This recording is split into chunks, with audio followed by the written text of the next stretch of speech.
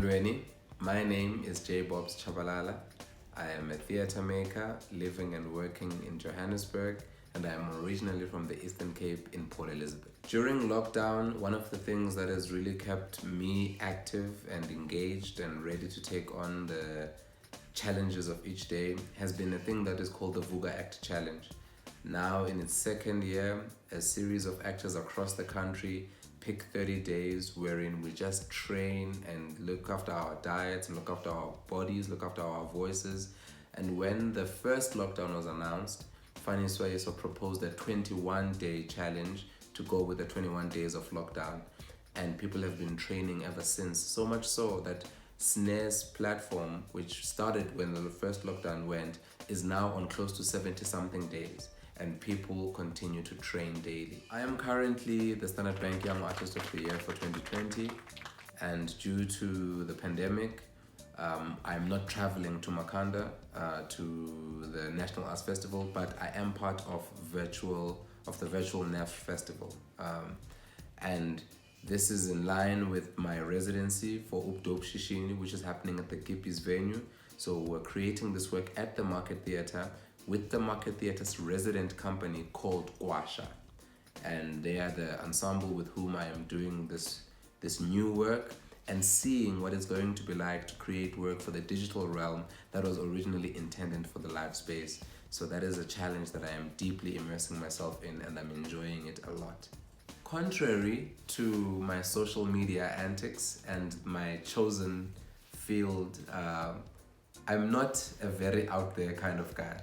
I'm actually a very contained, reserved person, and the majority of the work that I do is as a writer, and that really requires a lot of self-isolation and like being in private spaces for extended amounts of time. So lockdown and this time has not been like a huge culture shock to me, but as an observer and as someone who's keenly curious in people's lives, I have missed witnessing people live, because one of my chief inspirations is collaboration and people watching.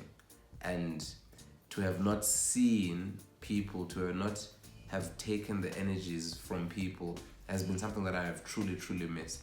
So I have missed watching an eclectic collection of people converging in different spaces with all their many stories. I miss that. Ooh. This is a question that I grapple with every day of my life, professionally, creatively, existentially, logically, emotionally. But I really think art is the great connector of all. I think it's really one of the most amazing ways to learn about and to be interested in and to be curious around what people go through, how people live, and one of the best ways to express notions, ideas, and to be able to call it a profession really gives me so much. Like, I'm very humbled to be able to say I work as an artist, and without being in any way elitist, I think it is crucial to human existence because it shows us who we are and what we can become. I was having a discussion with a friend of mine recently, and I mentioned jokingly that because of not being able to leave at the beginning of lockdown, I was able to achieve in 2 weeks things that would have taken me 2 months. And this is due to the slowing down of things. When there were less meetings to attend, when there were less deadlines to be pressing, there was a lot more clarity and a lot more precision around approaching work. There is, particularly in the metropolitans, the business of busyness, and I have appreciated the reduction in busyness. So many meetings that could have been emails are proving themselves to be exactly that. So many things that could have been a phone call are proving themselves to be exactly that. So even post this, I'm thinking about being very sacred about my time and only making engagements that require me to be there so that I don't get caught up in the business of busyness.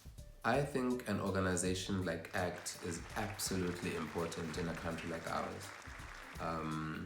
The arts sector is one of the most neglected sectors, and to have institutions that ensure that they are constantly looking out for the benefit of artists, for the development of new projects, for the nurturing of emerging voices, for the honoring of already established and legendary voices, to have that institution that honors our archive, honors our legacy, honors the greats, and honors our emerging greats is really such a crucial hub that we have, so that in case we ever wonder what our output is, there is a place that we can go, that we can look at it. I have had many conversations and plenty encounters with people who have been really feeling down and are unmotivated in this time, and for many valid reasons, and contexts do indeed vary.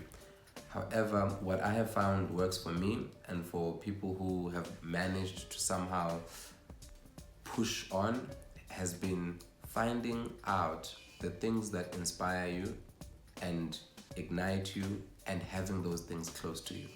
So you might find that you miss particular members of family and you can't be with them, but finding ways to connect with them is amazing.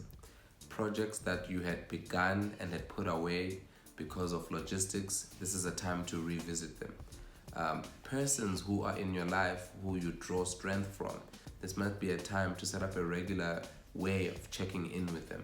I think now more than ever, the necessity of community is so pronounced, and having a good circle of people that are continuously being positive and continuously being generous is the best way to really keep motivated and inspired.